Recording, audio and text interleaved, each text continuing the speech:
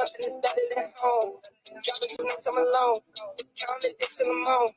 I've been on road, I'm on go. But nothing is better than home. Clicking my heels like I'm Dorothy. I need no hobbies, it's boring me. Play on my kids and it's water me. I seen no losses, I'm ordering. I just want socks to dots. I feel on top to top. Shipping a pop to pop. So young in my 20s, I celebrate. It's one for the guys, me dedicate. Head of the house like the head of state. Bring home the cash and the dinner plates. I go, I zoom, accelerate. I cannot be bought at some bargain rate. I got on my back and my body weight. I stay in the crib like a quarantine. I stay in the crib and I isolate. Making my way, I should demonstrate. I ain't no flex, I'm a tidal wave. I can't know when I ain't gonna play. I'm my own pace and I'm never late. You see the strap thing is still new to me. But only do this for like 2 or 3. I'll be down as long as it's true to me. Got records on records that's new to you. But none of these records is new to me. I used to skip past down to the rain. I was just a team with a GD. On paper was worth like a couple G. That hustle and work nothing new to me. But back now I'm with the game mix on. Never underestimate GOD. Don't give me what I want but what I need. DD, that's me. DD, that's me. DD, that's me. DD, that's me. DD, that's me.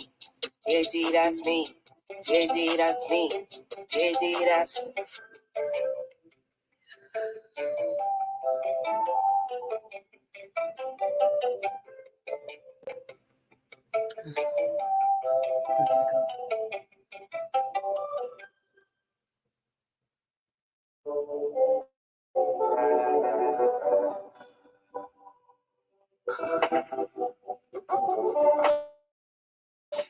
First to be on the knees, do it so good I can cut it off.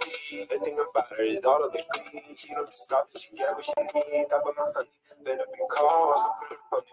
We're gonna brawl, do it 100. I'm bringing the chalk, and for my next number, I'm getting on lost. I can't get mine. You can't get yours. Baby, go slow. I'll be just fine. How about y'all? Baby, go slide to me, let it start. Very low, like a flow with a massage, baby. So what you call me, job, baby, all day. Cut it close, now it goes, keep it slow, baby. Till the show, baby, you know, baby.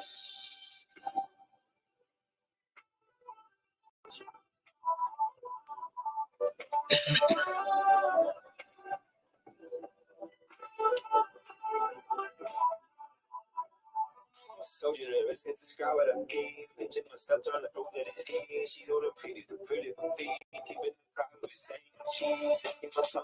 She make it all. Water is money, clearing it all. One on honey, she early clock. Make it the yummy, she do it on top. I can get mine, you can get yours. Baby, go slow, take it on the car. Just how about y'all? Baby, go and smile until we had it wrong. Won't be so baby, y'all, baby, all day. Cut it close, now the doors, keep it so, baby. Keep it so, baby.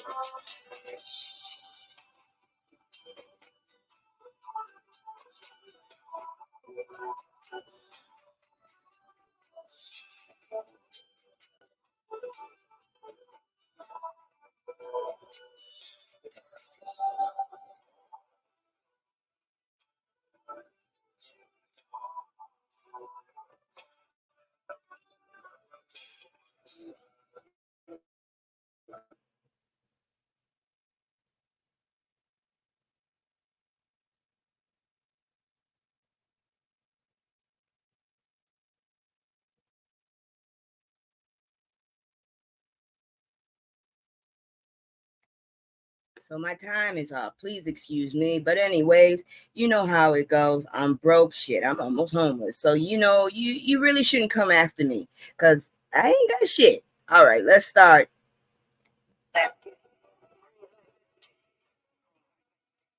Green light, let's get it. I'm the future, I'm in it. Check score, I'm winning. Green light, let's get it. I just win. Win. I'm a fan.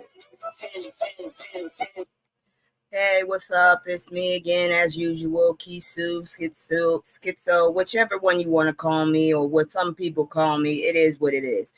You know how I do, so let me go ahead and greet y'all. And hello. So, first message, situation's gotten really I'm on the last run, the last leg, whatever you want to call it. Still haven't found a place to stay for myself and my ninja cats. So, might be bunking in with somebody. I'm just saying, this might be the last show for a little bit. I don't know. Just pray for me because, like I said, I'm up against the wall. I'm scared as hell. I got a few backup plans, but like I said, I don't know if this is the last show for a minute or if, I'll have a way to still broadcast. But if it is, I love y'all and I will come back. Like I said before, this is bigger than me. I'm not going to stop telling y'all what's going on, especially for people that, got so much going on that they don't have time to, you know, they don't have time to just do their shit or check the news or read the newspaper. So I will be back, but I don't know. So just know that I'm working on things and I will find a way back. But anyways, let's check out the first story of the night. I'm not sure if y'all seen him, but I've seen him on several shows. And the little boy, I hope he seems to have a lot of potential, and I hope he gets big. That's all I can say. So let's move on and look at this little child. And then the smoke got me. First of all, Republicans now are just a damn joke. What the hell is wrong with y'all adults sitting up here sneaking into places that you know damn well you're not welcomed at? I could understand if it's somebody that's not always touting crazy ass shit, but y'all be the worst of the worst that be going to places you're not welcomed at. I always say don't go somewhere you're not wanted, because I'm gonna tell you right now, it's a very uncomfortable feeling. But anyways, if you haven't seen this little boy, he put that crazy ass My Pillow nutcase in his place. And that was the dumbest outfit I've ever seen in my life. Nobody goes into a fucking building like that in a bucket hat. It's the stupidest shit I've ever seen. But anyways, Noah, ooh, that's an interesting way. Happy Sunday, Miss Bev. I hope you're doing well. If y'all haven't, I'll repeat the message later, but this might be a last show for a little bit. I might have to go on hiatus, but let me keep going. I did not know they were going to spell his name like that. Anyways, Noah De Barroso, a content creator and rising star within the Democratic Party, captured the hearts and minds of attendees at the Democratic National Convention in Chicago this week, and he's only 12 years old. At least the boy knows what he's doing. What the hell is going on with my damn computer?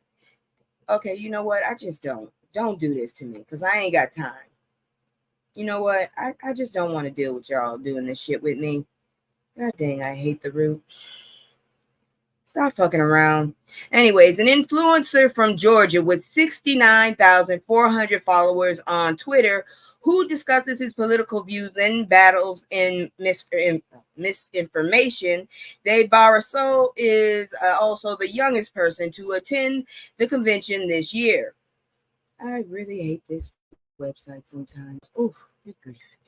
Anyways, he had the opportunity to meet many big names within the Democratic Party at the convention, such as the U.S. Secretary of Transportation, Pete Buttigieg, Reverend Al Sharpton, Representative Justin Pearson, and Vice President Kamala Harris.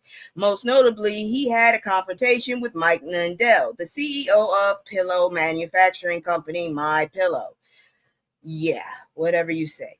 He went viral for the interview, with many claiming Lindell, where the hell? Oh, I hate this website.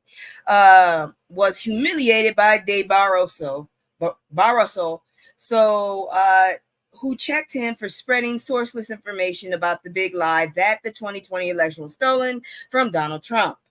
I really hate this website. I swear to God, let me get through this story because this is ridiculous. This is also ridiculous. Oh my goodness. So there was a few things about, if you haven't seen the video, I do suggest you go online and check it out. I just wanted to report him to, like, this is tea, because I really don't do tea, but everybody said I should start off with tea to grab people's attention before I can start opening their minds. So here we go. Excuse me. I feel a little sick also. Anyways, I'm so proud of this young man. A reply tweet said in response to an interview DeBarroso had with Sky News, amid other comments affirming DeBarroso's intelligence at a young age. How does this little boy have more sense and better understanding of how the government politics work than you voting doesn't matter, adults? Another comment added. I really do hate when people say that. Oh, it's annoying. He looks like a happy, well-adjusted child, too. Dave Barroso is also an advocate for encouraging the media to cater to young people through social media. He says social media will be very important in this election. Kids 20-year-olds and 30-year-olds don't typically read old school news. They go to TikTok for their information. They go to Twitter for their information. They're kind of tired of old school media, he said in an interview with Sky News. Okay, if you say so. Intelligent young man. Kudos to him. Yes, kudos to him. I ain't gonna lie. I have never really wanted to grow up. Shoot. I already knew I had it good. Anyways, there are 8 million new eligible voters for the 2024 election, which makes it crucial for Vice President Harris to engage with Generation X voters. Make me feel old without making me feel old. Jeez. Anyways, let me move further down. So I guess that's the end of the story. That's a really messed up area to stop. But needless to say, I wanted to start off something that's not so sad, because unfortunately the next few stories are a hot mess. With that intel, let me go ahead and hit my commercial, because like I said, I'm not very good with having mods, and I keep changing my eras. Right now, I'm trying my best to get into my cozy era, but first I got to have a place to stay. And that's been my focus for the last 2 months now. Whew. Anyways, here go my commercial. It's just me and the fam. It's just me and the fam. It's just me and the fam. It's just me and the fam. Yeah, yeah. It's just me and the fam. See my little tay, that's my girl, that's my mascot. No one's go for hours and some more till we pass out. Stay inside the house, turned up with the racks out. Stay inside the house, So I know y'all must have and have had to have heard about the situation with Breonna Taylor. Well, guess what? Felony charges have been dropped against 2 ex-officers charged in Breonna Taylor's raid. I hope they're still in jail. I really do, because this is some bullshit here. You come into somebody's house, the wrong house, and then you just light it up. A federal judge has dismissed felony charges against 2 former Louisville officers who were involved in the deadly raid of Breonna Taylor's home, per WDRB. Taylor, a 26-year-old Black woman, was pew-pewed and unalived in her apartment during a flawed no-knock raid on March 13th, 2020. That was the day I was supposed to be born, March 13th. Not the 2020, though. Detective Joshua James and Sergeant Kyle Meany were charged in 2022 with submitting a false affidavit to search Taylor's home before the raid and creating a false cover story to avoid responsibility in her unaliving.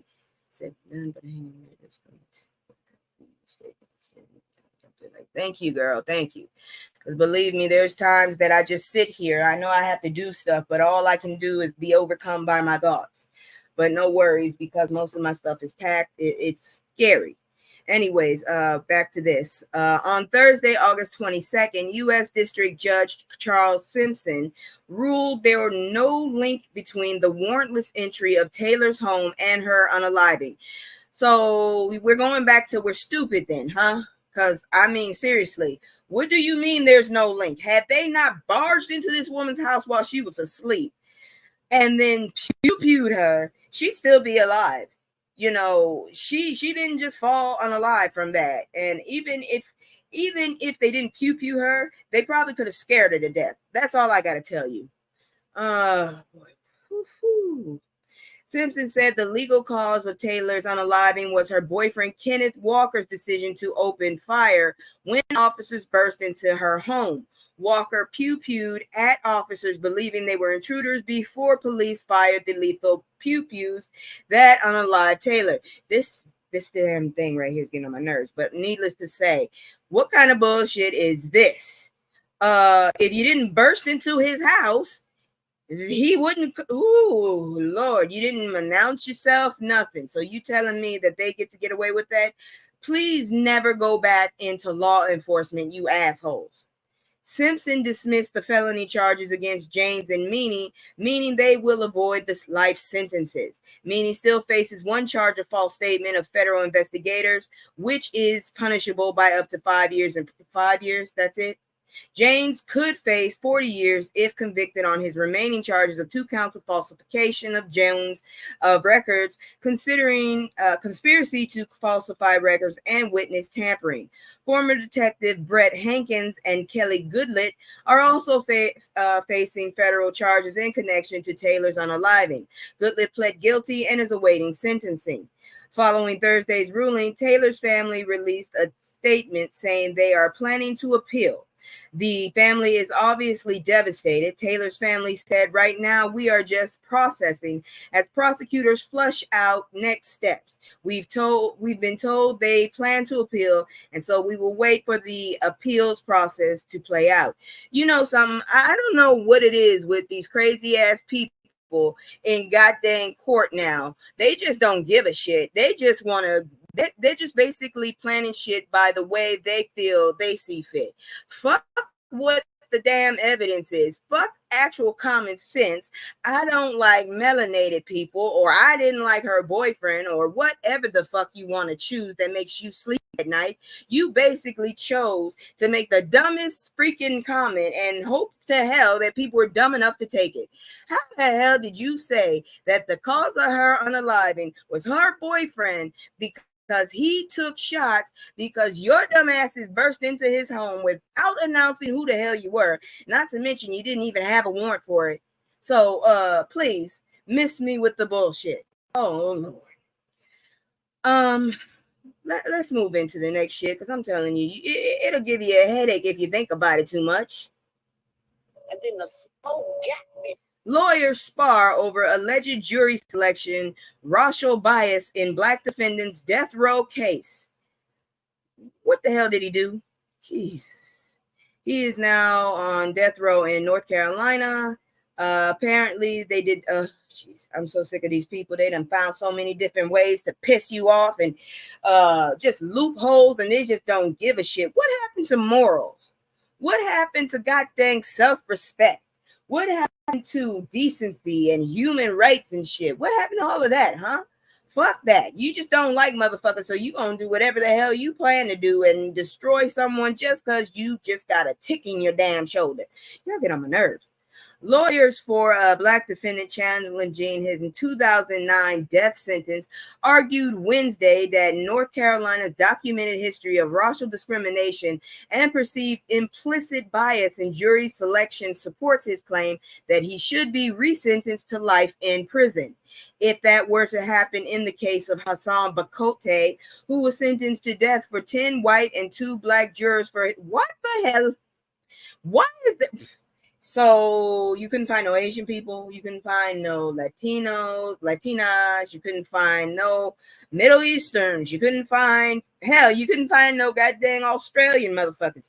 You just had to get 10 white people and 2 black ones. And I wonder where the hell the black ones came from. What the hell is this? This is not fair. You need to get at least 50% female, and then go find yourself a whole bunch of mixed up shit. Go taste the rainbow or some shit. Go mix it up. Anyways, for his role in a felony unaliving in Johnston County, where more than 100 others on the state's death row could see their sentences similarly commuted. See what happens when you fuck up in the first place and keep going until the wheels fall off. Eventually, the wheels will fall off, you assholes. White jurors get shown the box. Black jurors with the same background get shown the door. Henderson Hill, senior counsel at the American Civil Liberties Union, said during closing arguments in Bakote's I hope I'm saying that right. Trial court hearing. His is the lead case testing the scope of North Carolina's Racial Justice Act of 2009, which allowed death row inmates to seek resentences if they could show racial bias was a factor in their cases. The landmark law was repealed in 2013 by then Governor Pat McCrory, who believed it created a loophole to avoid the death penalty. But the state Supreme Court in 2020 ruled in favor of many of the inmates, allowing those who had already filed challenges in their cases, like Bacote, to move ahead. You know something? I don't get this shit. What is up with everybody trying to move backwards? Okay? We ain't even gotten to the point where we are cool with each other and we're moving backwards. Don't you realize you can't do that with this new generation of motherfuckers? Shit. Half of them are lazy. They don't know how to sacrifice before they fucking make amends. The other ones are trying to be boomers, I guess, because they like the old school shit. And y'all motherfuckers are trying to pull us back into the Puritan time. The fuck is wrong with y'all? Anyways, lawyers from the North Carolina Attorney General's office, in their closing argument, disputed Bacote's legal team's analysis and the historical context as irrelevant. Irrelevant? Is that a real word? Irrelevant. Yeah. What? Relevant? I gotta go look that up because there's another word. Oh no, I'm thinking irregardless. That one, that's not a real word. Anyways, if the test under the Racial Justice Act is whether racism has existed in our state, then there is no need for a hearing in this case or any other case. But that's not the question before this court. State Department of Justice Attorney Jonathan Babb said. Rather, the question is whether the death sentence in this case was solely obtained on the basis of race. The defendant has not shown that his sentence was solely obtained on the basis of his race. 10-2. What the fuck do you mean? That is not pure. That's not pure at all. That's nowhere near pure, you jackass. Now Superior Court Judge Waylon Sermons Jr. must weigh whether Bacote's request for resentencing is warranted. Legal experts have said doing so would set a precedent for the death row inmates seeking relief. Sermons said he will issue a ruling but gave no deadline, which means that the man lives another day until this shit comes down to it. When the Racial Justice Act first became law, nearly every person on death row, including both black and white prisoners, filed for reviews, according to the Associated Press. There are currently 136 inmates on North Carolina's death row, of which 75 are black, 51 are white, and the remaining are another race. What the fuck? That's rude. According to the State Department of Adult Correction, North Carolina has not executed anyone since 2006, in part due to legal disputes and difficulties obtaining lethal injection drugs. Maybe that's a sign. I don't know. The state isn't the only one where allegations of biased jury selection has led to a review of death penalty cases. In California, the Alameda County District Attorney's Office began re-examining cases this year following evidence of prosecutors unfairly excluding black and Jewish jurors from a 1995 trial. During the 2 weeks of testimony earlier this year in Bacote's hearing, his lawyers called several historians, social scientists, statisticians, and others to establish a history and pattern of discrimination used in jury selection, both in Bacote's trial and others in Johnston County, a majority white suburban county of Raleigh that once predominantly displayed Ku Klux Klan billboards. Motherfucker, and you telling me there ain't no bias? Okay. During the Jim Crow era, the state has also provided 680,000 pages of discovery, including its notes on jury selection in 176 capital cases between 1985 and 2011. Ashley Burrell, senior counsel at the Legal Defense Fund, which is also representing Bacote, explained during closing arguments how the statistics bear out racial disparities in the death penalty cases. In Johnston County, Burrell said that of the 17 capital cases reviewed, all 6 black defendants were sentenced to death. Really, dude? While of the remaining 11 cases featuring white defendants, more than half of those individuals were spared the death sentence. Exactly, Miss Bev, exactly. Where is Miss Terry? Anyways, Burrell said the various stats weren't the only evidence produced, but also explained how black men at trials have historically been referred to in derogatory and racialized ways to evoke dangerousness. Sounds familiar. In Bakote's case, she said a prosecutor, the woman, okay, prosecutor during closing arguments at his capital trial referred him to a thug, cold-hearted and without remorse. Such language taps into the false narrative of the super predator myth, Burrell said. Nice hair. Bakote's lawyers also said the local prosecutors at the time of Bakote's trial were nearly 2 times more likely to exclude people of color from jury service than exclude whites. And in Bakote's case, prosecutors also chose to strike prospective black jurors from the jury pool at more than 3 times the rate of prospective white jurors. I got jury in October. Somebody tell me what the hell I'm supposed to do if I don't live here no more. Jeez. State prosecutors, however, questioned the stats used by Bakote's legal team and how some of their experts could not testify specifically to his case. North Carolina Attorney General Josh Stein had sought to delay Bakote's hearing, arguing in a court filing that the claims made by Bakote's lawyers were based in part on a Michigan State University study that the North Carolina Supreme Court had already found last year to be unreliable and fatally flawed. Good grief. While the state attorney general's office said in its court filing that racial bias in the jury selection is abhorrent, according to NBC affiliate WRAL in Raleigh, the office added that a claim of racial discrimination cannot be presumed based on the mere assertion of a defendant. It must be proved. What the hell do you mean it must be proved? They just said it several freaking times. There's been studies on this bitch. Stein is the Democratic nominee in North Carolina's the government race. Shit, the governor's race. His office declined to comment because the litigation is ongoing. In light of the Racial Justice Act being repealed, why would you repeal that shit in the first place? Term-limited Governor Roy Cooper, a Democrat, has faced calls from anti-death penalty advocates to commute the sentences of the remaining death row inmates before he leaves office. He really should. Stein has expressed support for the death penalty while ensuring capital cases are free from racial discrimination. His Republican opponent, Mark Robinson, said in a public safety plan he unveiled Wednesday that he would reinstate the death penalty for those that kill unalive police and correction officers. You do realize police unalive people too, right? All I can say is, Lord help us all. Exactly. Bakote, 38, remains held on first-degree unaliving conviction in Raleigh prison. He was charged along with 2 others in 2007, fatal pew-pew of Anthony Sorrells, 18, during a home robbery attempt when Bakote was 20. The other 2 defendants in the case were convicted on lesser charges and later released from prison. What the heck? I don't know what to say. I don't know who really was first of all, you had no business trying to get into somebody else's shit, okay? I'm not even going to sugarcoat it. You was wrong and you was wrong. And you unalived the child who had probably many years ahead of them.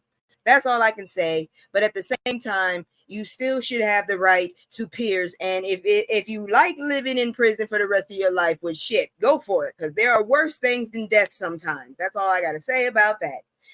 Woo! But anyways, let's move on to the next story because you know how I do. I give you the fuckery first and then we go to something else. But real talk, before I move forward, what do y'all think, you on the playback gang or you watching on live? How would y'all feel about me doing reactions? Like, y'all send me videos and I'll pick which ones to do reactions to. It won't be this. I'll be using my PNG, so I'll be using my art ones. But no worries, I have a lot of reaction faces that work, especially with what I'm going through. Anyways, let me know in comments if you like the idea. If not, I'll move on to other ideas because I got time right now until I find a new job or get off of disability, whichever one comes first, because I really don't like my situation. But let's move on to the next story because it's just crap. MIT's black student enrollment dropped significantly after Supreme Court affirmative action ruling. Whew, that will be cool. You can pull it off. Yeah, I could pull it off. The thing is, I need people to actually participate, which means y'all need to send me actual videos to watch, and then I will react to that. And I'll have to post it whenever I can, because like I said, I don't have a home base right now just yet. Yeah, I figured this would happen, dumbasses. August 21st. I can't believe I didn't get this story in time. Enrollment for Black and Latino students dropped at the Massachusetts Institute of Technology. You know, they sent me a brochure basically saying I wasn't smart enough. Quite frankly, I don't like math. You ain't got to worry about my ass. In the first class formed after the Supreme Court found race-conscious admission in colleges unconstitutional, which is bullshit. The university's admissions department on Wednesday released its first year class profile, showing a sharp drop in its black student population. About 5% of MIT's incoming class of 2028 is black. So what that tells you is you have racists working for you. Congratulations. You thought you had conscious people, but you don't. You got closed-minded assholes that don't want blackies in there. There you go. Congratulations. You must feel good about yourself. Oh, Lord. A significant drop from the 13% average in recent years. Latino students make up 11% of the class of 2028 compared to 15% average in recent years. Overall, 1,102 students make up the incoming class. That's a hot mess. Oh, that's a hot mess. Stu Schmiel, MIT's Dean of Admissions, attributed the drop to the High Court's 2023 decision to in consideration of race in the admissions process. We expected that this would result in fewer students from his MIT. How the hell is it that I pay on time for my goddamn cable and I still got shitty cable? How does that work? And the damn server is in the next room. I just don't get that shit. Damn. Anyways, let's see. Schmiel said of the ruling, that's what has happened. The white and Asian American student population have increased while all other groups have declined, some even down to zero, the profile shows. So look what it did. Look at this change. So this is black. The blue is before class of 2028. The green is after. So that's after you goddamn jackass nationalists came and put your damn 2 cents and shit and whined and bitched until you got your way. God dang it. Are we South Africa all over again? Somebody tell me. Because if that's the case, I'll move. I'll move my family and we can go to freaking South America. Shit. We're already tanned. Anyways, in recent years, Black, Latino, Native American, and Pacific Islander students have accounted for 25% of MIT's enrolling undergraduate classes, the university said. The number has declined to about 16% for incoming class of 2028. Yes, it is. We all saw this happening. That just shows you who the hell is in charge of admissions. That's what it is. I'm gonna need y'all to start hiring motherfucking ambiguous motherfuckers that have lived in every neighborhood possible before they got into their adulthood. That's the only damn way we're gonna have some non-biased goddamn people, because this is ridiculous. Anyways, the profile marks the first time a selective university has released its freshman class statistics since the ruling. The High Court's ruling struck down affirmative action programs at the University of North Carolina and Harvard, with far-reaching consequences for other public universities. The court ruled that the school's affirmative action programs violated the Equal Protection Clause of the Constitution and are therefore unlawful. Bullshit. Although the ruling bars schools from using race as a factor in admission, prospective students can still share their racial or ethnic backgrounds through application material like essays and personal statements, and through their extracurricular activities. What the fuck is an extracurricular activity that states somebody's race? What? Spoken word? That's the only one I can think of. Shit. And I've seen some perpetrators. Officials with MIT's admission department did not immediately respond to a request for comment from NBC News. Last year, ahead of the ruling, Schmiel predicted the drop in student body diversity in a blog post. The university was among several schools and institutions that submitted an amicus brief to the court in support for racial conscious admissions. If the court rules in a way that constrains how universities may compose their communities, our commitment to the pursuit of diversity that advances MIT's education will not waver, but our ability to achieve it will change, potentially dramatically, he wrote then. Let me see here now. May compose their communities a commitment to the diversity and that advances, but education will not waver. Great, that's great. You still get the education, but you might not get as quality minds as you thought you were. Because seriously, some of these motherfuckers are just a-holes that are very good at math. Think about that. How about this? How about you check the damn grades and then check the goddamn income level they have? How about that? Then pick the motherfuckers that have the least but the highest grades. The highest grades, the least money. Pick those motherfuckers. How about that? Shit. Get on my nerves. In the wake of the decision, MIT said it expanded its recruitment and financial aid initiatives that prioritize low-income students from all backgrounds. Schmiel said that in accordance with the new law, the university does not consider race in admission, but looks for diversity through the prospective fields of study and areas of research, extracurricular activities, accomplishments, as well as economic, geographic, and educational backgrounds. Okay, y'all. This dude right here just gave y'all a heads up. So anybody who got a teenager who's smart as hell, that is black or brown, that knows damn well they need a leg up. If you want to go to school like MIT, he just told you what the hell to do in code. Get your damn background information in all that shit. Go into something, man. Start doing some serious cultural shit, okay? And put that on your goddamn resume, on your paper. Let this man know you are a poor black person that needs help, because apparently they done already figured out how to get over these goddamn twats. Okay, I'm going to use one of my mama's words. These jackasses who apparently can't let anybody get an equal standing with them. That's all I got to say with that shit. Oh, Lord, this one is real dark. So before we begin, let me do my commercial again, because this ain't nothing good right here. Woo, it's about to get dark, y'all. So if you don't want to hear any dark shit, I suggest you go ahead and leave for at least 10 minutes, because right after this commercial, it's dark. That's all I can say. It's just me and the fam. It's just me and the fam. It's just me and the fam. It's just me and the. It's just me and the fam. Yeah, yeah.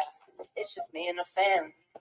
See my little tay, that's my girl, that's my mascot. No one's go for hours, it's some hours till we pass out. Stay inside the house, turned up with the racks out. Stay inside the house, turn.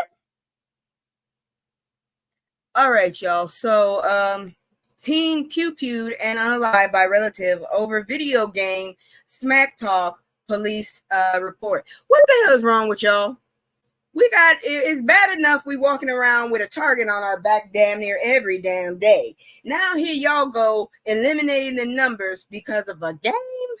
Somebody need to ass whoop. I advocate for bringing back ass whoopings in public. Fuck that shit, because I don't care what you say. You don't know where I live, and you sure in the hell don't know nothing about my family as for kids. So I'm going to tell you off the bat, hell yeah, I'm whooping my kids' ass if they do something stupid.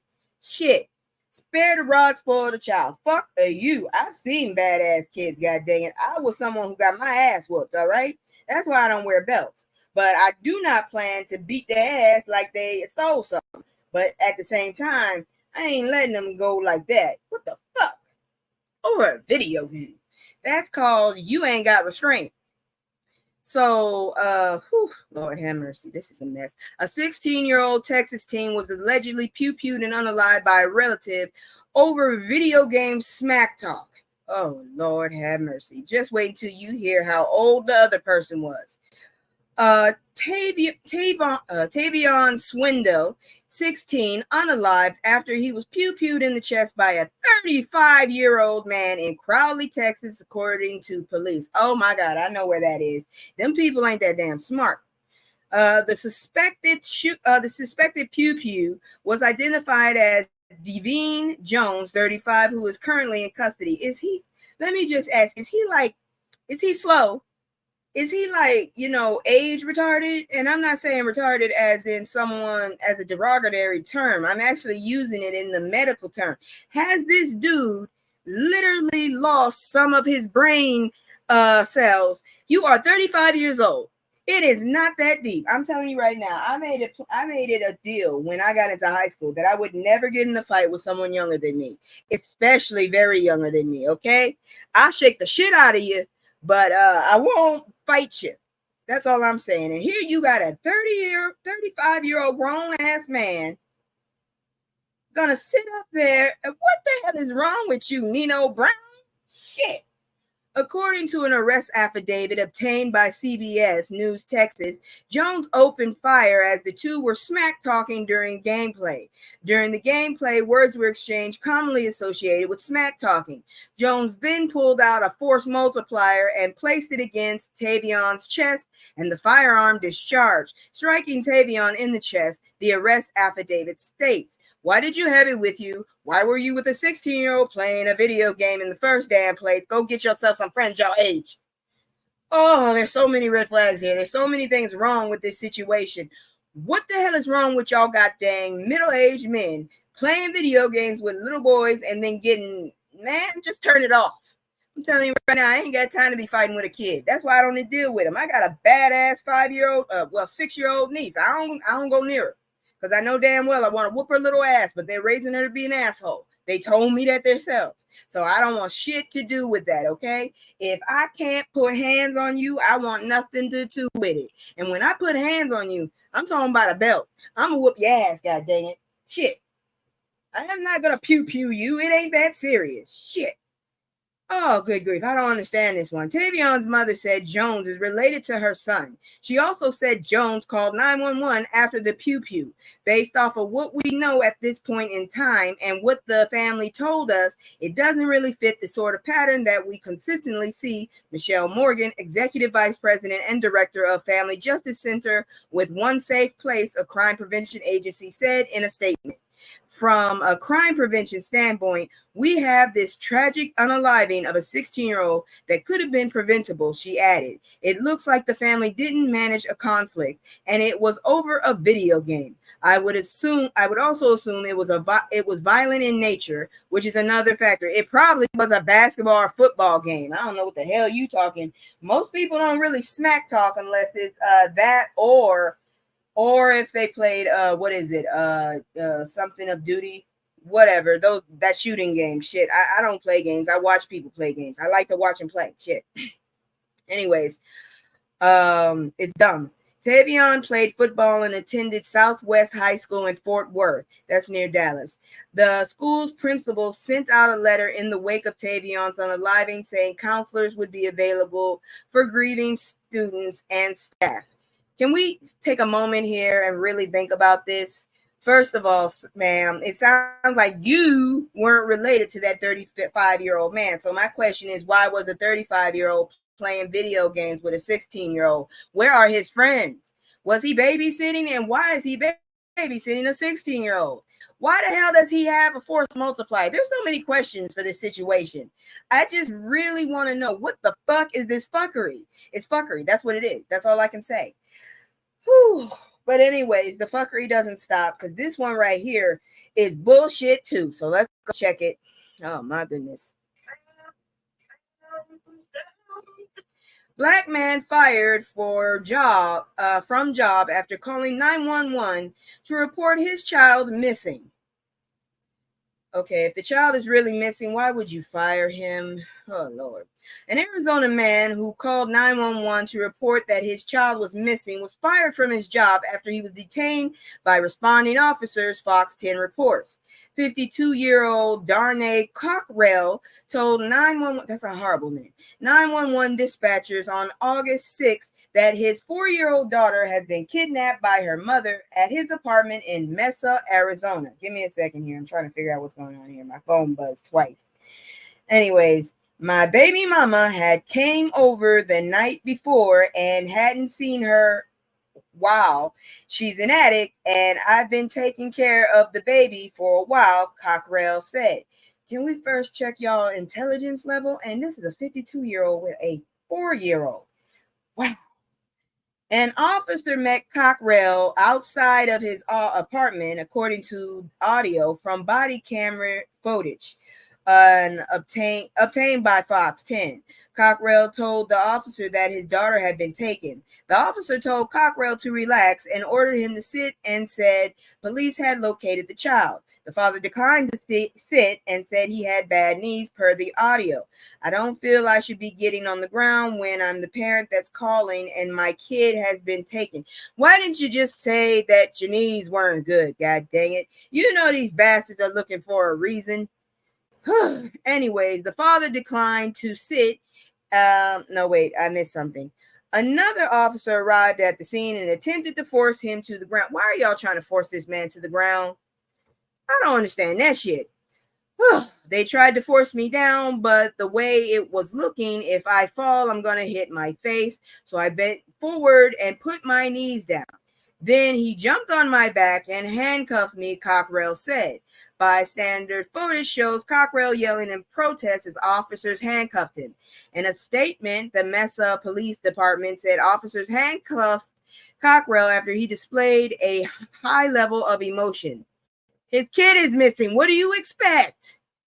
The man appeared upset as his daughter was just taken and displayed a high level of emotion, which is understandable. However, because emotions were so high, he was not obeying the officer's commands and made comments that spiked concern for officer safety. The department said, just tell him your knees ain't good, you dumbass. I just don't get it. Oh my God. Some of y'all make shit more hassle than it needs. You know these assholes are tripping off of power. Don't give them an end. Just fucking say, hey, they can obviously see you old. Hey, my knees are not good. I cannot sit down on the ground. How about I sit in your car? There you go. Just don't handcuff me, motherfucker. Anyways, police later released Cockrell and his child was returned to him safely. The child's mother, Nicole Connor Sharp, was arrested on suspicion of disorderly conduct under the domestic violence law. Cockrell was fired from his job after the video of his detainment circulated online, according to a GoFundMe campaign video showed him wearing the company shirt. Why were you calling? Oh boy. They blamed it on cutbacks, the GoFundMe reads. Following an internal investigation, the department said the officers involved in the incident will receive additional training. Oh, now you give him additional training. Well, this dude got fired, so what you gonna do about that? He got fired. That's an old ass father, though, for real. How old is the mother? They didn't really say how old her ass was. And if he's got if he's got custody, you already know she was up to something, because usually they give the mother custody because, you know, maternal shit and all that. It is what it is. You can kiss my ass because that's the world and that hasn't changed. Okay. So, that's all I gotta say about that. But anyways, we still got some more stupid shit. I'm not sure if this is really considered stupid, but the fact that it happened pisses me off. I'm glad what happened. I'm glad the aftermath is what it is. I'm sad that we're missing another child. That's all I can give you a hint on that. So let's go look at it. And then the slow got. White boy gets 2 years in drowning unaliving of 8-year-old black child. This poor baby right here, as soon as this thing stops that, because I'm not trying to watch that. This poor baby right here. Oh, Lord have mercy. And he is tiny for 11. An 11-year-old boy has been sentenced in a drowning unaliving of an 8-year-old. Okay, yeah, he's still small for an 8-year-old. The drowning unaliving of an 8-year-old boy, Noah Bush in Georgia, the Atlanta Black Star reports. Finally, in your own state. Bush, 8 years old, was found unalive in a burrow pit in Jessup, Georgia, on May 16th, the day after the boy was reported missing. Police initially believed the boy accidentally drowned in the water, citing that there were no signs of foul play. Following an investigation, a medical examiner ruled Noah's cause of unaliving was drowning and his manner of death a homicide. She was definitely up to something. Wayne County officials charged 2 children ages 10 and 11 in connection to Noah's unaliving. The 11-year-old pleaded guilty to 4 counts of involuntary manslaughter, simple battery, concealing the unaliving of another, and criminal trespass. A Wayne County judge sentenced the 11-year-old in 2 years to 2 years in confinement. During the sentencing hearing on Thursday, August 22nd, the boy confessed to pushing Bush into the water and holding his head underneath. Can we all say psychopath or sociopath? How about future serial unaliver? How about that? See, and then you want to always call us thugs, but then you got this. This is just wrong. I feel he deserves life in prison. He took his life and never showed remorse for his action, Bush's mother, Dimitri, said during her victim impact statement. I don't know if I agree with life, but I do think 2 years is definitely too little. I feel like he should lose out on all of his childhood. He should go straight into when you got to get down on the ground, working on the railroad shit.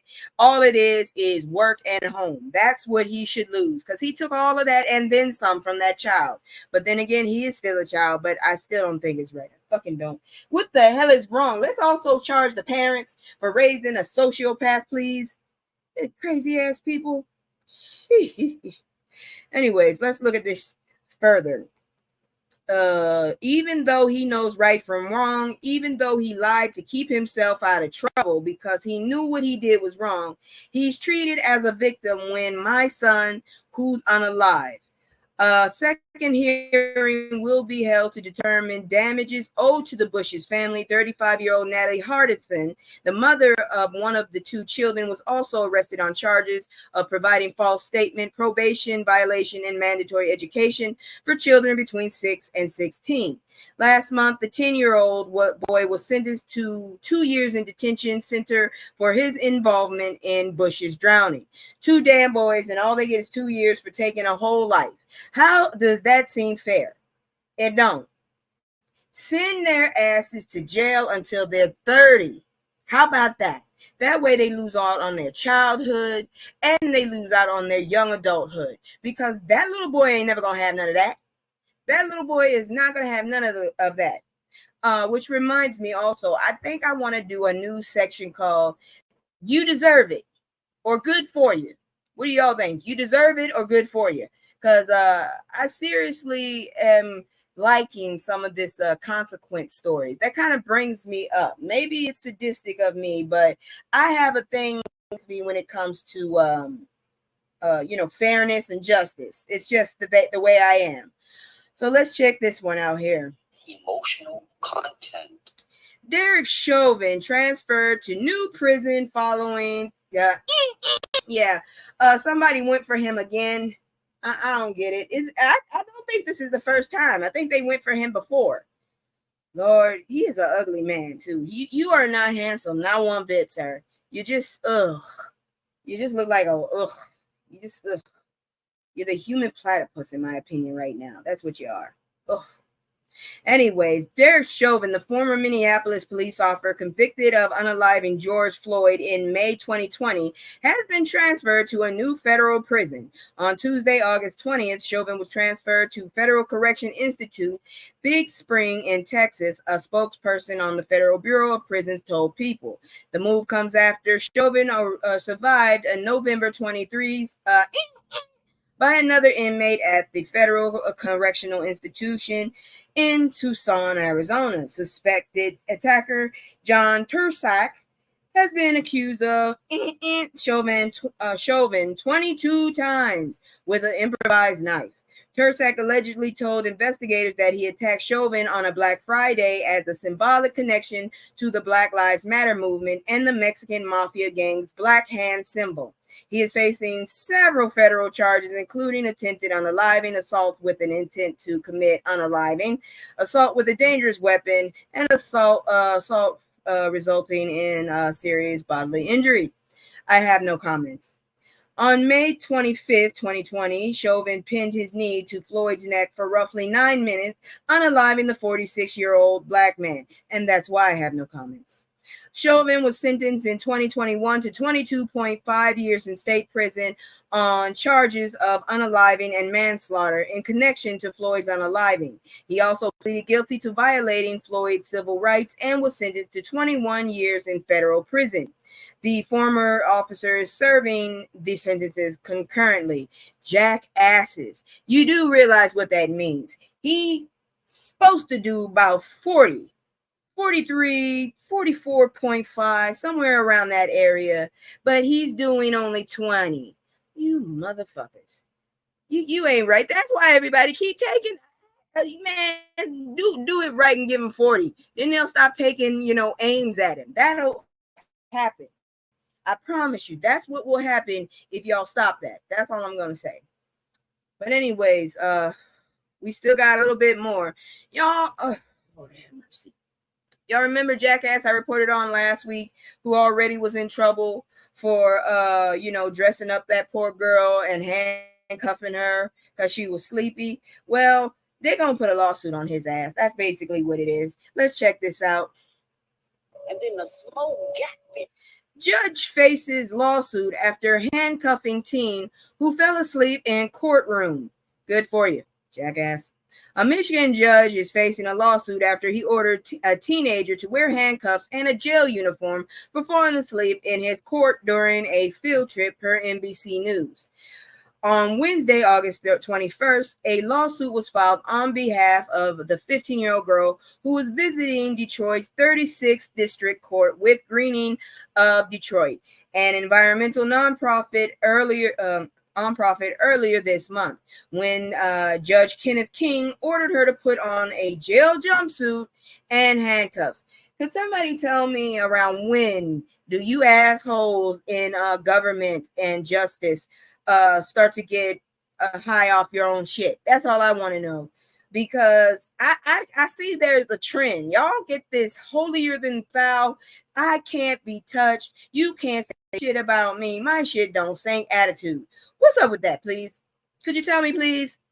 Please and thank you, because I don't understand this. This is a Black man too, so it's not like I'm trying to pick on him because he's white or anything. I'll pick on anybody if they full of shit, and this is full of shit right here, god dang it.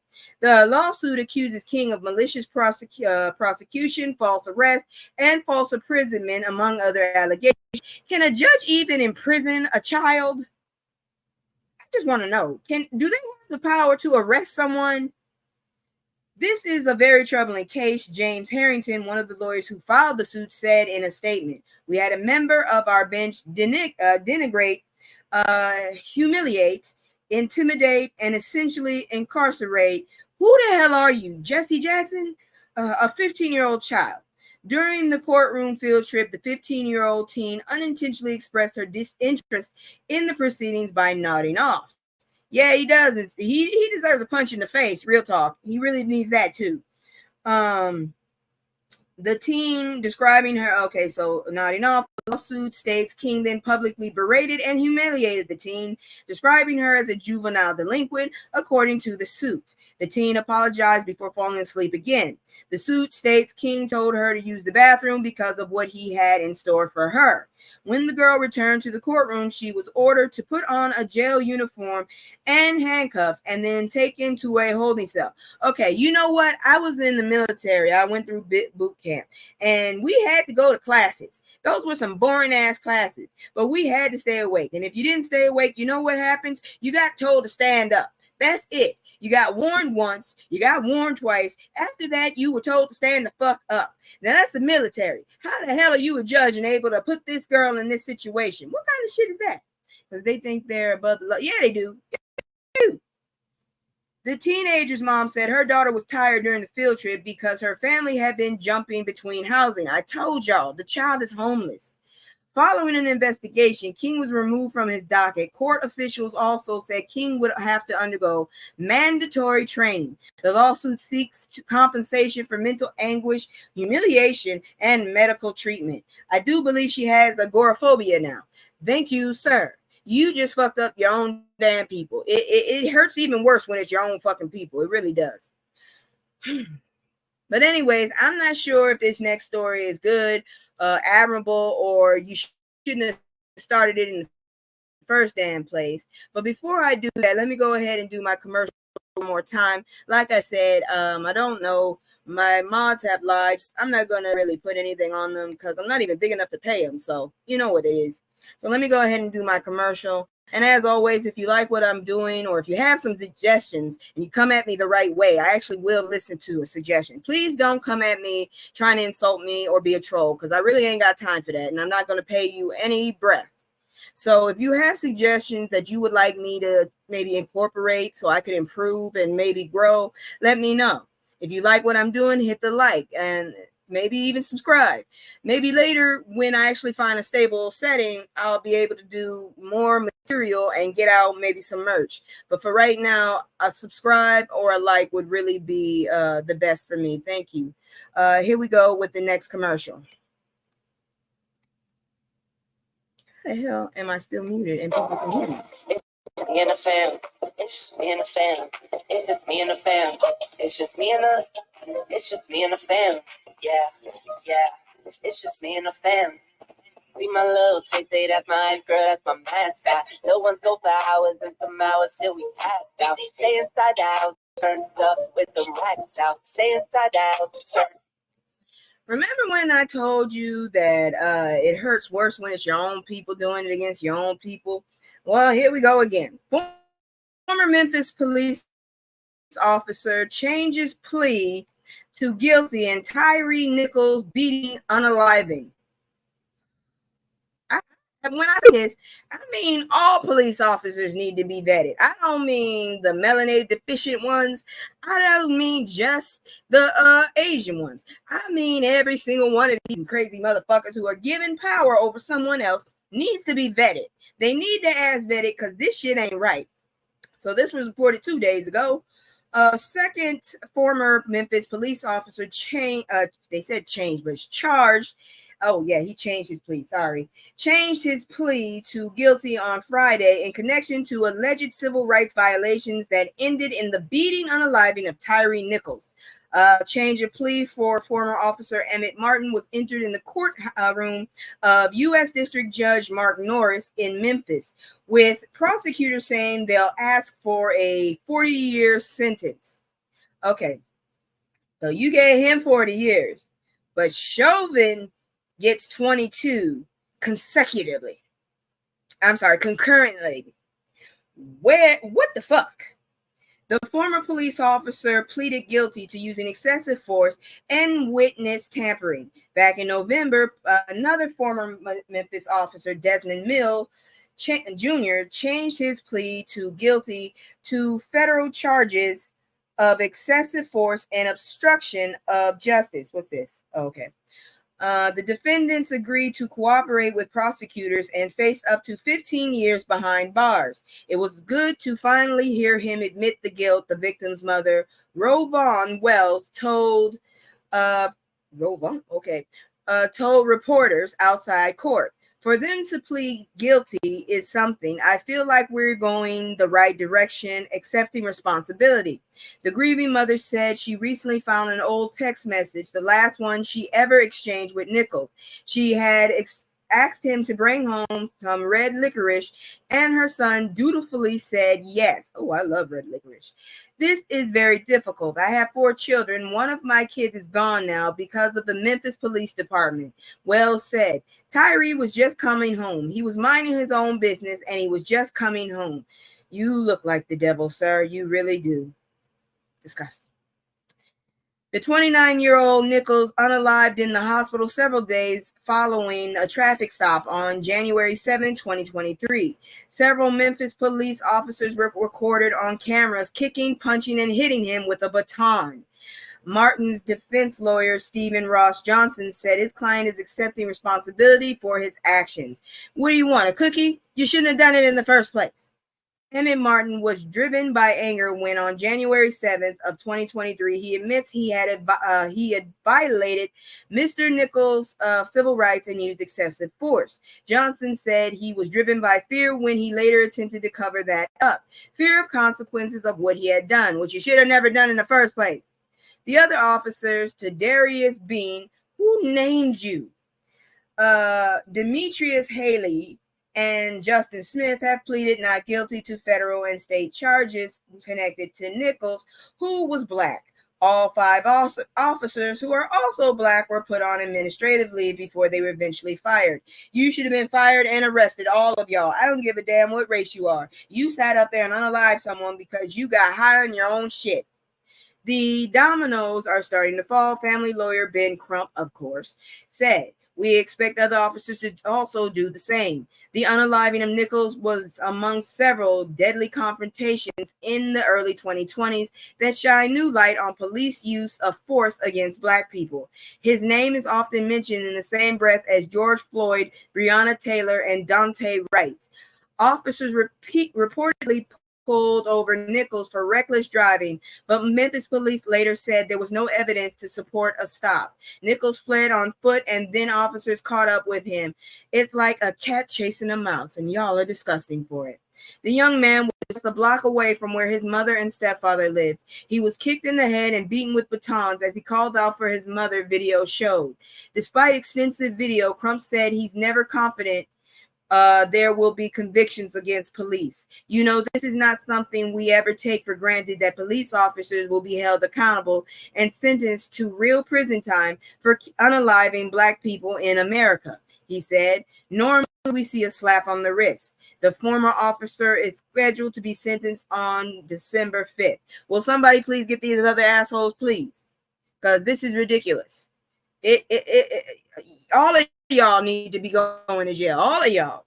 You should have never stopped the boy. He was minding his own damn business. What were you, bored? I don't get it.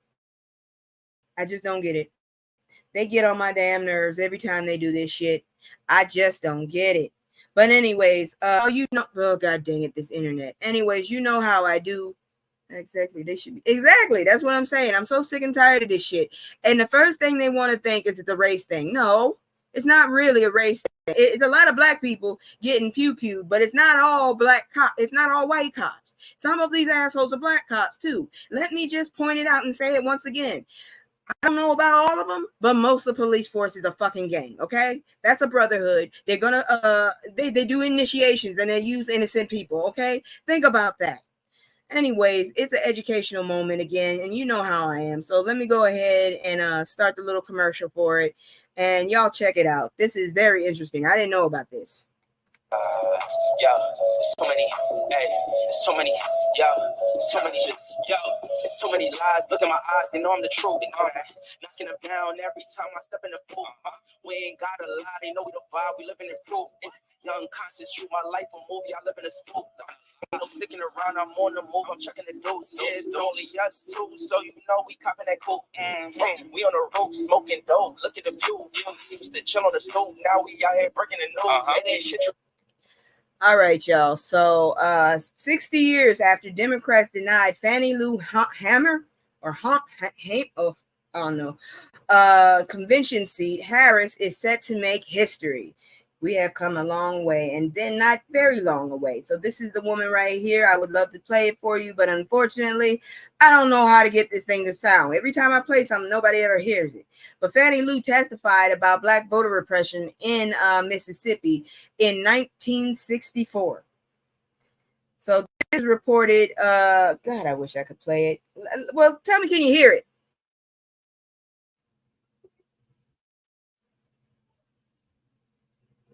Hold on, let me do this. Can y'all hear it? Let me know if y'all can hear it. I'm gonna rewind it And I want y'all to tell me, can you hear it? If not, we're going to keep moving.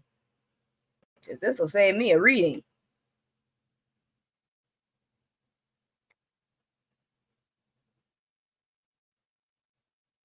Nah, I can't hear. Wait. Let me see if I can turn it up. There it goes.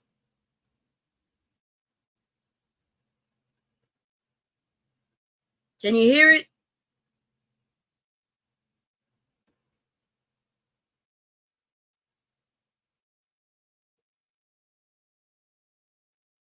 Can somebody let me know if you can hear this? Because I don't want to waste my time and just play something no one can hear.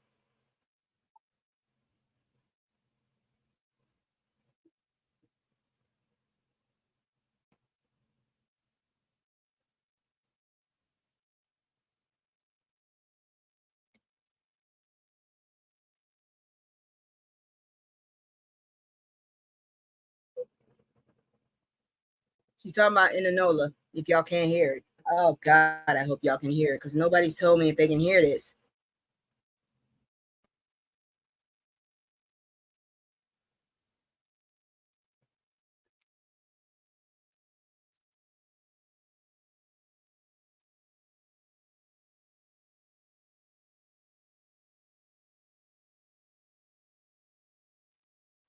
She's a sharecropper if y'all can't hear it. And she's talking about how they wouldn't let her go voting in Inanola.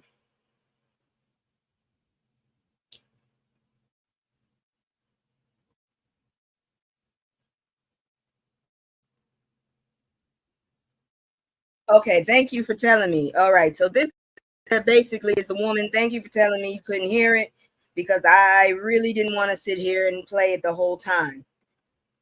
So that is on August 22nd, 1964, Mississippi civil rights activist Fannie Lou Hamer delivered an iconic speech at the Democratic National Convention, taking the party to task for its failure to support voting rights for Black Americans and its refusal to grant her integrated delegation seats at the convention. Thursday in the 60th anniversary of those remarks, and on that day, Vice President Kamala Harris is set to make history, delivering a convention speech as the first Black woman and first Asian American person to accept a major party's presidential nomination. If elected, Harris will also be the first female president. Hammer was a leader of the racially integrated Mississippi Freedom Democratic Party, which was fighting to be seated at the 1964 convention in Atlantic City, New Jersey, in place of the all-white delegation from the state. But then President Lyndon Johnson, who needed those Southern Democratic votes, was against them. Now, I don't know if you know this, but the Democrats weren't originally for Black folks. It actually was the Republicans. So there goes something for you who did not know this. For those who did know it, thank you.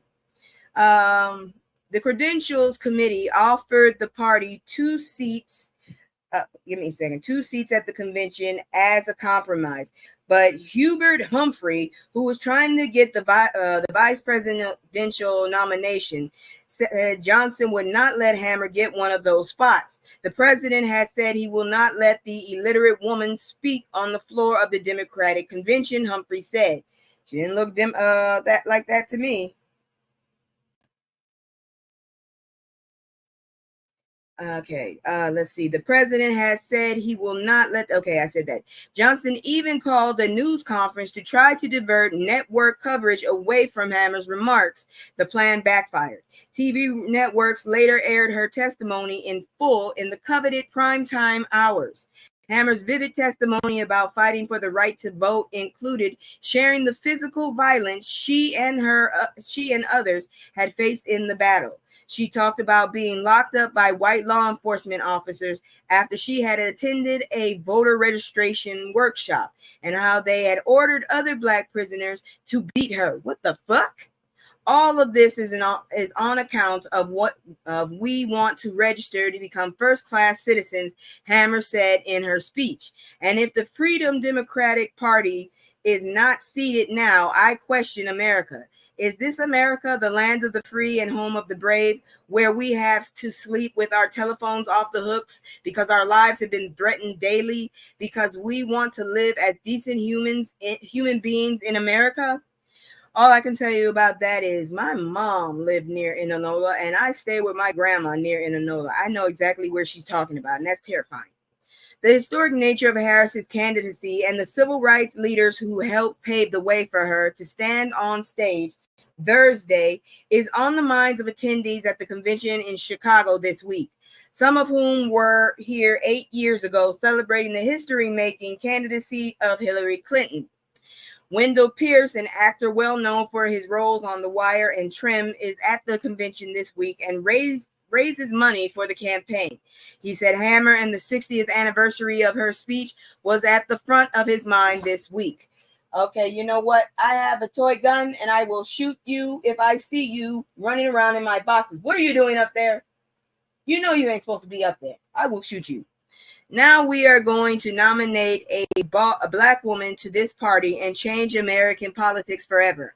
And I'm going to be a puddle of tears because I am going to think about all of those folks who made the ultimate sacrifice because they believed in democracy, who unalived in their last moments said, I hope I'm not unaliving in vain, Pierce told NBC News. And for anybody that freaks out, I went and got these little fuzzy balls for like $5 on this little toy gun, and I'm gonna start shooting them when they're doing stupid shit. I'm just gonna start popping them with these little fuzzy balls. I hope I get them in the snoot because my kittens don't have snouts; they have snoots. That's all I have to say. Lee Daughtry, a political strategist with close ties to Harris's office, paid tribute to Hammer, calling her divine during a brunch for Black women hosted by a group of women who are longtime leaders in the Democratic Party, and down goes a box, called themselves the Colored Girls. I hate being called colored, and good for you. You fell in that damn box. You are not a feather, jackass. Good thing the box wasn't very high up. Representative Maxine Waters, Democrat for California, paid tribute to Hammer in her remarks Monday on the first night of the DNC, saying she was 22 in 1964. I was not alive.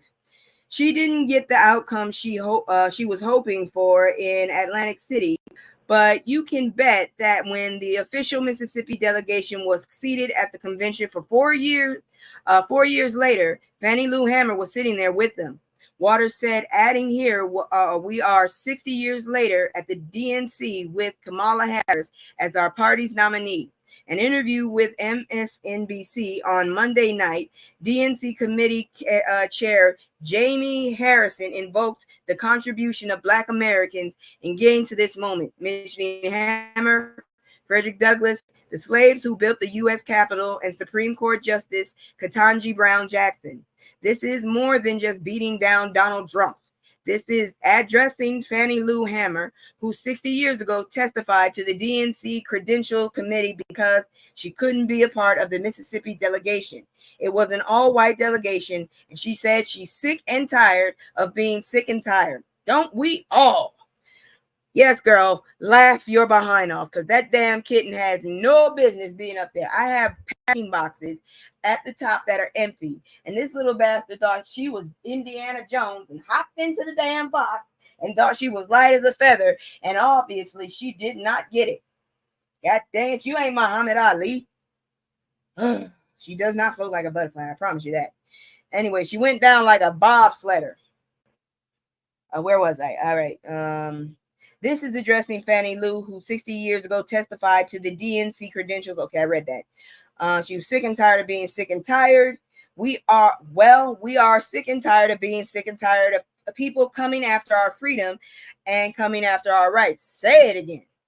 The Mississippi delegation is also radically different now. When it introduced itself during the roll call Tuesday night, its Democratic Party state representative, Chike Taylor, said, "We are proud of heroes such as Fannie Lou Hammer."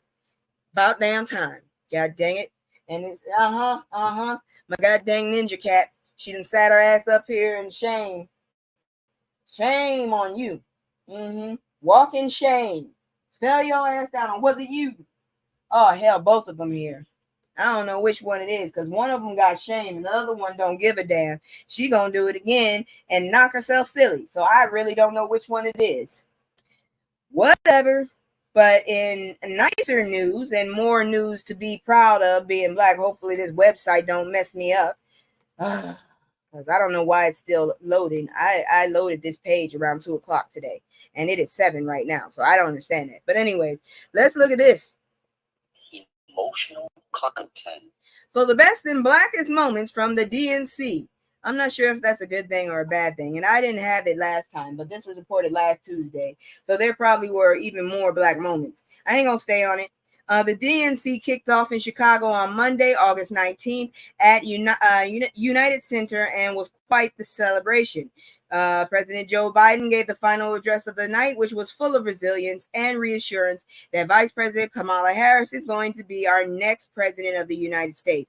Look, we're going to zoom through this really because it's over. It's over now. Shit. Chicago Mayor Brandon Johnson gave Vice President Harris a galvanizing endorsement. That's great. I'm running through it because, like I said, this is already reported. I'm very much behind because of the situation I'm going through. So please forgive me. The great Reverend Jesse Jackson was honored for paving the way for Kamala Harris. Vice President Kamala Harris made a surprise appearance. And just to let y'all youngins know, Jesse Jackson actually did try to run for president several times. Representative Jasmine Crockett read Donald Trump for absolute filth. I remember 10 years ago, I would never know what the hell that was. Raphael Warnock transforms the stage into his pulpit during a moving address. I heard some of it. It was very good. And that was pretty much it for that, seeing as this was reported on the 22nd, and a whole lot of other stuff happened during that time. So that's great for them. That's all I can say. And now, oh Lord, let's do it. We're getting into celebrity news. I don't know if this dude is really considered a celebrity, but I'm going to report it. Ain't nobody got time for that. Oh, this loudmouth man. Ever since he popped up, I'm telling you right now, sassy judges is not cute to me, okay? They get on my damn nerves, really. And this dude was sassy as hell. He seemed like he ain't got no respect for nobody, really. It's you listen to what I say and that's it. I had to stop watching this guy. I did not like him. I like Judge Brown more than this asshole. Whew. And is Judge Mathis about to be a single man after all this time? Who knows, but I wouldn't put it past him the way he acts. The verdict is in when it comes to the now estranged relationship between Judge Mathis and his wife, Linda Yvette. She ain't got no last name. They're headed for divorce. Yep, you read that right. After nearly 40 years of marriage, Linda filed the paperwork to dissolve their relationship in Los Angeles Superior Court on Thursday. She cited irreconcilable differences as the reason for their split and is petitioning for spousal support, though she requested for her requirement to pay spousal support to be waived, according to News. Court documents also state they officially separated on July 17th. She moves fast. Because apparently I figured it took 2 years of living separate after Jada and Will. Where this dumbass is in a box. I'm not sure if she can get out the box. And I'm not helping her get out the box. So hoo-hoo.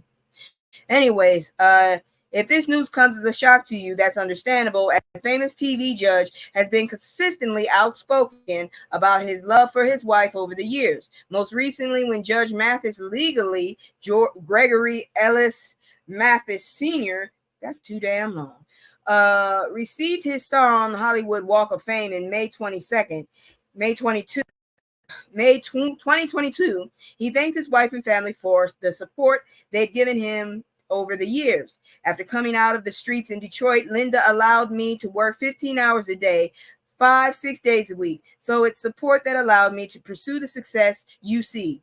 You're right. I stopped watching him too. Girl, yeah, he's just too sassy for me. It got on my damn nerves. People couldn't say shit. If that's the kind of motherfucker that tries to handcuff you and put you in a damn jumpsuit for just falling asleep, I ain't got time for it. So our love runs deep. That's what Linda added at that time. Fast forward to the top of 2024, the two were seen on social media, cozied up with one another in Cabo. And in March, they expressed their joint love for their family and the life they've built together during a red carpet interview at an influencer's brunch. I would too if I could be that rich.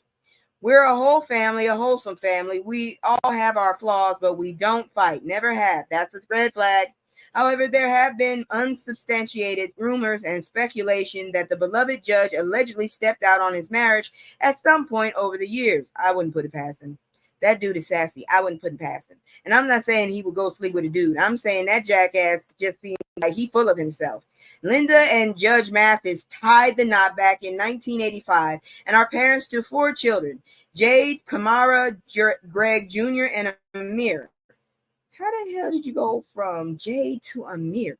That is one hell of a jump. But anyways, I don't know what to tell you, really. Dude is very disrespectful, in my opinion. From what I saw, I had to go somewhere else. I don't like drama like that, and I really don't like when people have to call people out. It's just rude as hell to me. But maybe I'm wrong. But anyways, going on to my crush of my life, but unfortunately, this picture is not the best one of him. Let's go check out Meth. What's he doing? Because this is not the best picture. Seriously. So, Method Man reveals the shocking amount of money he made from streaming. You know what? I hate these commercials. This was reported about yesterday, I think. That is not the best angle for him. He needs to dip his head down a little because that don't look good for him. Anyways, from the moment streaming became the primary way people consume music, there's been questions about how artists are compensated. This is especially sticky issue for veteran artists who've just made their catalogs available.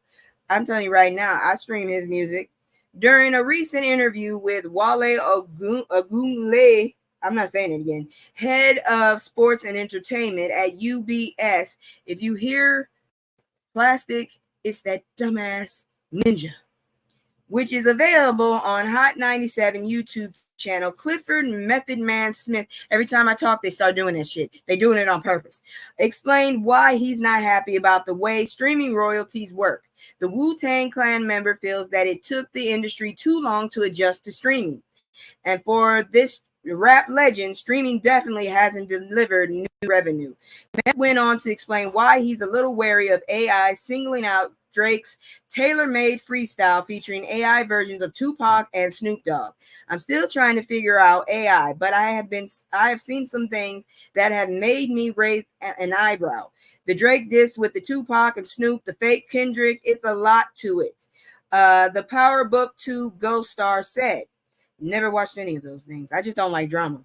The actor-rapper explained that he feels things are particularly rough for artists in his generation. He's still waiting to get money from streaming. Damn, I'm glad you got another gig, sir. I think it goes way deeper than that, especially when it comes to IP, intellectual property, for artists that came from my era, he said. Because honestly, I never gotten a streaming check for any of my music. Oh, shit. You need one. I've been streaming you. You're in the box. You're stuck, and I'm not getting you, jackass. Damn it. Though Smith has questions about these new creative avenues, he is interested to see if someone can make them work artistically without it coming off cringy. Like I said, I'm trying to figure it all out because there may be someone who can make a perfect mix of the two where I'm not saying to accept it, but at least make art out of it. And that's what I'm always for, the creative part, he said. Is that it? Oh, okay, here it goes. It is unconscionable that someone as influential as Method Man is not being properly compensated for his artistic brilliance. Oh, yeah. While we're definitely not smart enough to unravel all legalities between streaming platforms, record companies, and artists, if you're the one creating the art, you shouldn't be getting the smallest piece of the pie or no pie at all. Can someone please explain to me how that is possible that you, the artist, are getting the smallest amount when you're the one that made the shit? What the hell? That's like you built a house and everybody else gets paid but you. I think not. But we're still in this string, so let's go see what's going on here. Ain't nobody got time for that. Snoop Dogg, Dr. Dre have words for Kendrick Lamar after iconic pop-out show. Now you have words. What has it been? It's been over a month. Now you have words. And one of them was there. What words do you have? Though it's been months since Kendrick Lamar's pop-out Juneteenth concert, oh yeah, it's been over 2 months, put the proverbial nail in the coffin in the beef between him and Drake, fellow Compton legends like Dr. Dre and Snoop Dogg are finally speaking their piece on the matter. What took you so long? Ain't nobody got time for that. Seriously. Sitting down for an interview with Complex released this week, the Nothing But a G Thing rapper applauded the Not Like Us rapper for taking his beef and using it as a jump-off point to bring a myriad of alleged gangs from all over LA together peacefully under one roof on one night. When asked whether or not the local gangs have been unified just behind closed doors and not out in the open, Dre pushed back on the notion and cited Kendrick's concert and subsequent music video as impetus, and that's what the impetus, for that to change. I think Kendrick was able to bring that together for the moment. Hopefully that moment move forward. I'm not sure if that's going to be possible or not, because it's going to take just more than just one event to get that accomplished. Once it's done, everybody goes home to their home teams, Dr. Dre explained.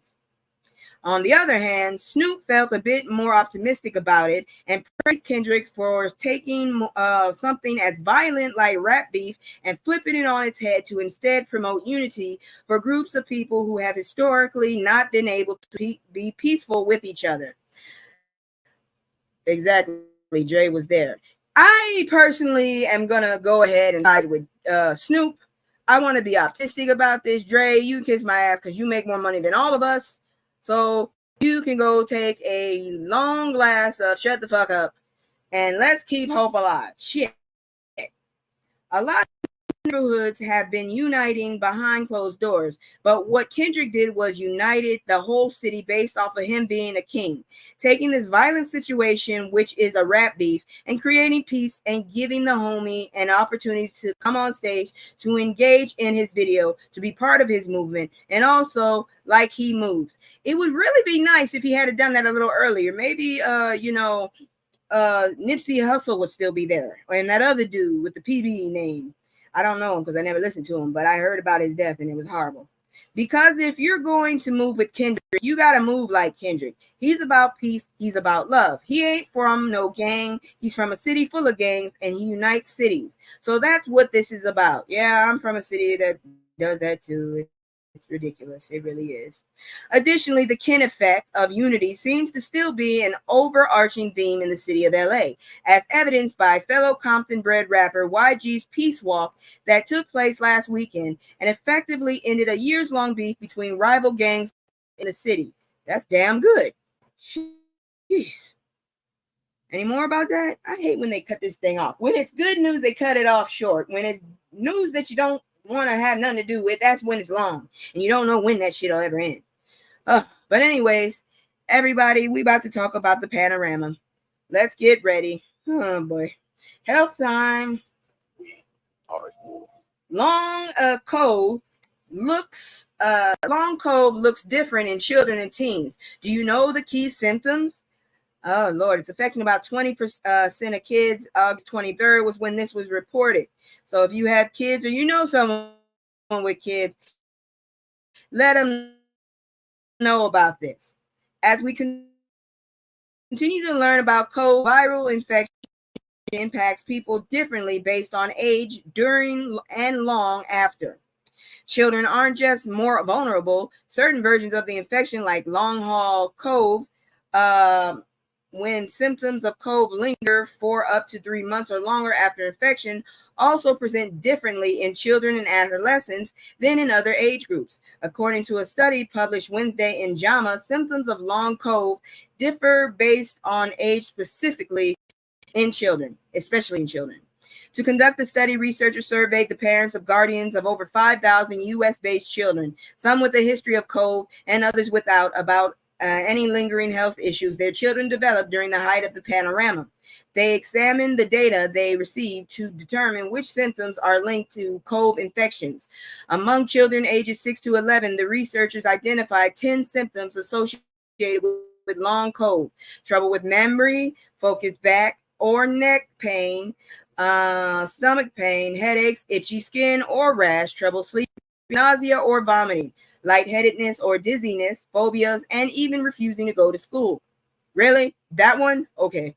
The last one, the researchers noted, could also be related to something else entirely, or an emotional response to anxiety associated with lockdown.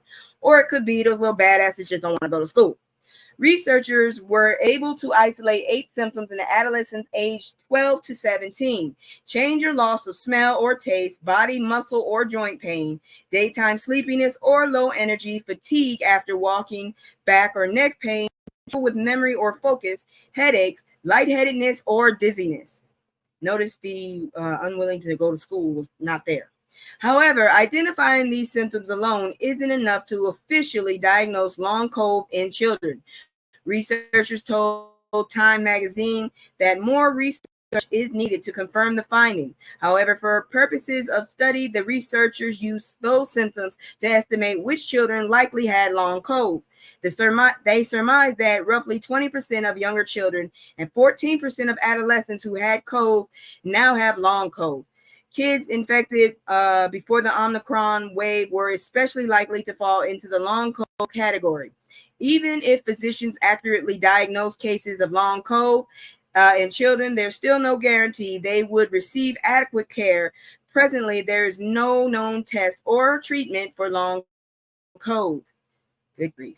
While COVID isn't a virus that discriminates, having significantly impacted even some of the world's healthiest adults, it's also true that people of color experience infections at disproportionate rates. This means children of color could be living with long COVID at similarly disproportionate rates.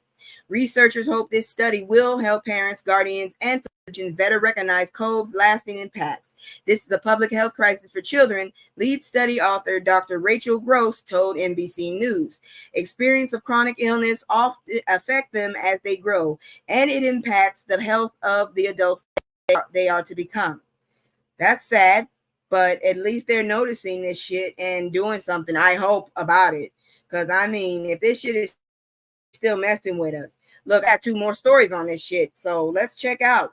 If you've ever had to deal with COVID, because I never had it, but I had I got to feel all of the damn side effects of the damn the vaccine. I never was able to dodge that shit except for the last time, and that was about 2 years ago. No, a year ago. But anyways, let's look at this one here, y'all. Emotional content. Did you know a specific diet might help reduce your chances of getting COVID? This was reported on the 23rd. Did not know that. Health professionals have long encouraged people to live healthy lifestyles and balanced eating habits. However, a new study found that implementing a specific type of diet can help reduce the risk of infection from coronavirus. According to research published in the journal of PLOS One, a Mediterranean diet, long touted for supporting longevity and heart health, can also decrease an individual's chances of contracting COVID. There have been numerous studies that heavily associated COVID with inflammation in the body. While the Mediterranean diet has been long known for its anti-inflammatory properties, the study's senior author, Andre Siahan, a lecturer and member of the Center of Evidence-Based Medicine at the University of North Sumatra in Indonesia, told CNN, through our study, we reported a link that further strengthened the connection between these two in line with our hypothesis. The recently published article reviewed the results of 55,400 participants from 6 different studies conducted between 2020 and 2023 across 5 continents, observing whether or not the risk of infection and severity was influenced by the presence of a Mediterranean diet. The study found that increased consumption of olive oil, fruits, nuts, legumes, and whole grains, and a decreased consumption of alcohol, cereal, and red meat lowered the odds of coronavirus infection. I guess I'm in trouble, because right now I have been drinking more alcohol than I usually do. And I really do like red meat, y'all. I'm sorry. I like red meat. I like beef. It's still here, and we have to keep our immune systems healthy. I agree with that. So let's see. These foods are rich in antioxidants, fiber, and micronutrients that enhance immune functions and may help boost our natural microbiome and reduce inflammation. I think I might need to take that because they say depression is from inflammation inside the brain. I don't know. Well, the research found that the 3 out of 6 studies reported a notable link between Mediterranean eating habits and coronavirus infections. The study's authors are unclear about whether the diet can reduce symptoms and severity of the disease. Look, I'll tell you right now, what you need to do is you just need to eat healthy. My mom says a lot of old people live long because they ate natural. A lot of shit we eat, I don't even think it's real food. I think it's just a lot of chemicals put together and dyed. That's what I say. And seriously, I took home ec and they explained it, and then I took, a lot of theater and television classes because I'm in animation. And real talk, that shit ain't real. All the food you see on television, half of that shit ain't even real or cooked. It's painted. And they hopped into another box. You're gonna fuck around and get packed. I'm just letting you know. I don't know where you are, but you're gonna fuck around and get packed on the last day. Yeah, I just want to remind y'all this might be my last live for a while. I might have to go on hiatus. I don't know what's going on. I haven't found a place yet. I might have to bunk with someone, one of my sisters. Not really blood related, but thank God for people. As my mom said, sometimes people that you're not blood related are better than your own family, and that's sad. But anyways, let's move to the last health story. And it's the same topic. So let's check it out, y'all. Let me just go ahead and get myself straight on this right now. I'm everywhere, but please pray for me. That's all I ask. Because I need every chance, every prayer, every bit of hope I can get to keep moving. Because I'm telling you, it's getting stressful. Whole bunch of stuff happened, and I don't want to get into it. But let me see here now. All right, here we go. U.S. government to make more free COVID tests available to order. About damn time. I didn't ask for this shit. So on the heels of summer wave of COVID cases, Americans will be able to get free virus test kits mailed to their homes starting in late September. My mom also said food's going to go down next month. I hope so, because this is ridiculous. U.S. households will be able to order up to 4 COVID nasal swab tests when the federal program reopens, according to the website covetest.gov. The U.S. Health and Human Services Agency that oversees the testing has not announced an exact date for ordering to begin. The test will detect current virus strains and can be ordered ahead of holiday seasons when family and friends gather for celebrations. An HHS spokesperson said in an emailed statement, over-the-counter COVID at-home tests typically cost around $11 as of last year. Really? Good grief. At this point, so do eggs. The announcement also comes as the government is once again urging people to get an updated COVID-19 booster ahead of the fall and winter respiratory virus season. Earlier this week, U.S. regulators approved an updated COVID vaccine that is designed to combat the recent virus strains and hopefully forthcoming winter ones too. Vaccine uptake is waning. However, most Americans have some immunity from prior infections or vaccinations. But data shows under a quarter of U.S. adults took last year's fall shot. I didn't. I forgot. The Biden administration has given out 1.8 billion COVID tests, including half distributed to households by mail. It's unclear how many tests the feds have on hand. Tens of billions of taxpayers' dollars have been used to develop COVID test vaccines and treatments.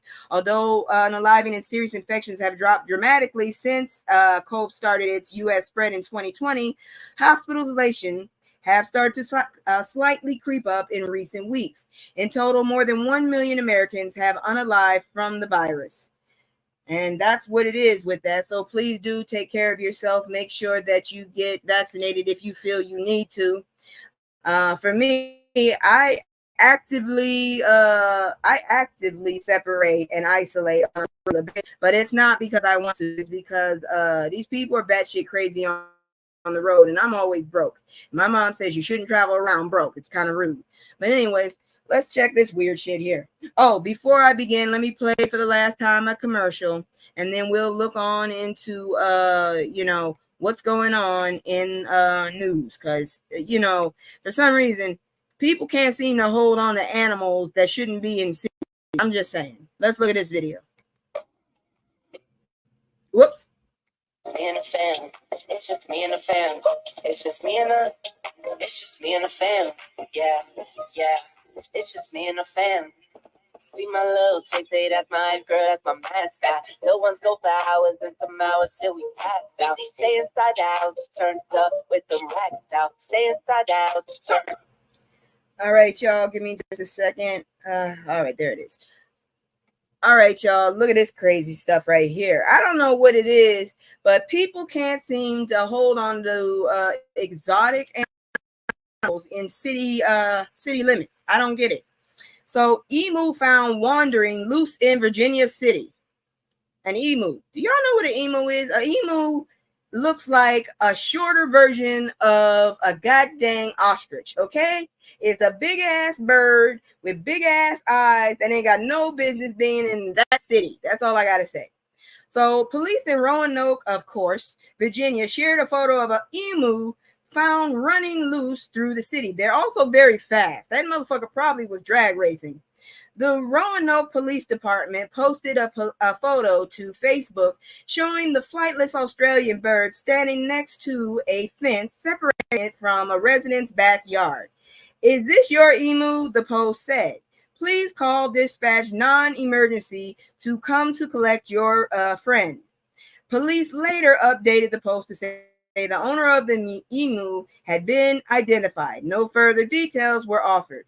Could someone please tell me where the hell do you buy an emu from, please? Just tell me where you find one. Where do you get it? Because I need to know what the hell are y'all doing getting it in the first place. I just need to know, is there a pet shop somewhere where you do this? I just really, really want to know, because I can't understand where y'all getting these pets from. Okay. Last week, somebody owned some bison. Ain't bison from the Midwest of America? Ain't they from like Utah or something? What the hell are they doing in Connecticut? Then you got alligators getting arrested, bears walking through schools, and now an emu in Virginia City. What the hell, y'all? Seriously. Somebody stop selling these damn animals to people, because they don't know how to deal with it. But anyways, it's Discussion Sunday. If you're interested, as always, I do my little invite. I give you 2 minutes, and if not, I go about my business. So 2 minutes. If nobody comes up here to chat with me, I'm going to go and pack my kitchen up, because I just been sitting here looking out into space, not sure what to do. I've done everything I could for the last 2 months. I've applied to different housing authorities. I've done everything I could. I'm not surprised. It's no telling what we're going to encounter in these days. Definitely. But y'all, I'm almost burnt out at this point, trying to keep a roof over my head. I do have friends that I have a friend that is willing to, put me up. I got an uncle saying he can, and I don't know if it's true, but, the offer is still very much appreciated. And, I can always stay in my car. I just have to get storage. But at this point, I'm terrified, and I really don't know what to do. I know people are telling me I should know what to do, but seriously, I have an independent streak. I would love to be living on my own. I mean, the whole reason I'm up here is so that I can help my family to, increase their quality of life, better doctors, you know what I'm saying? And ultimately, I would love to get a multifamily home, one for my mom apartment, one for me and my kids, and then I would rent out to somebody. And I wouldn't be like trying to get a whole bunch of money. I don't want people feeding off me, but at the same time, I ain't trying to get off of nobody either. My main focus is, my family, taking care of my little ones, God willing, and, my mom. That's really my main focus at this point. And it is so sad that I've gone to several family members, and the best I've gotten is you can live in your car. That is so sad. I even went to my dad, and he told me get a roommate. Then he told me to hustle. So yeah, I think I've already done that. It's really disappointing, but I can't sit still and just say, hey, I'm disappointed and sit there. I got to keep moving. I got to find some way. And I'm going to hit every spot I can. And if I have to, I'll back up and hit them again, just so I know that I've hit all my spaces, all my bases. I've crossed all my T's and I've dotted all my I's. That's all I can say. But it looks like there's not going to be a discussion tonight.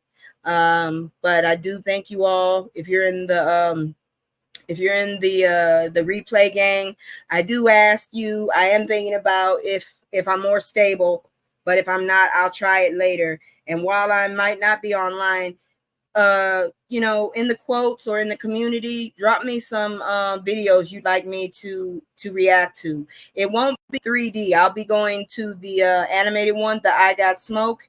Yeah, I'll be doing that kind of animation for the reactions, but don't worry, I have a lot of reaction faces that I just need to ink up and have ready for recording.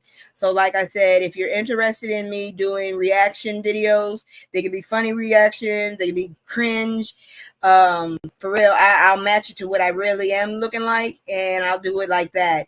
But you guys got to give me the videos because I can't react on my own. So it looks like nobody's coming up. Thank you very much for the evening. As always, without you, it would be nothing. Hopefully I'll see you on Wednesday, I'll see you on Wednesday, but hopefully I'll see you next Sunday too. If you don't see me next Sunday, then yeah, I'm still kind of homeless at the moment. And I'm trying to respect other people's I'm probably bunking with somebody and trying to respect their boundaries and shit. So, you know what I'm saying? Close by. You'd be welcome to stay with me. Thank you so much, ma'am. My mom even offered me to go back down to Alexandria, but I mean, I did all of this so I could get her up here so she could get better health care. Then that just proves all of the crap I went through was for nothing, really. And I wasted my time. So I'm not about to give up. Love y'all all. And if I see you next Sunday, great. If I see you Wednesday, wonderful. I already told you what's going on. So I'll see y'all later. Love, peace, and all that good stuff. Let's get it, guys. Where's my outro? There you go. I can't stay. Oh, it's got to go. Playing house, this ain't home for my soul.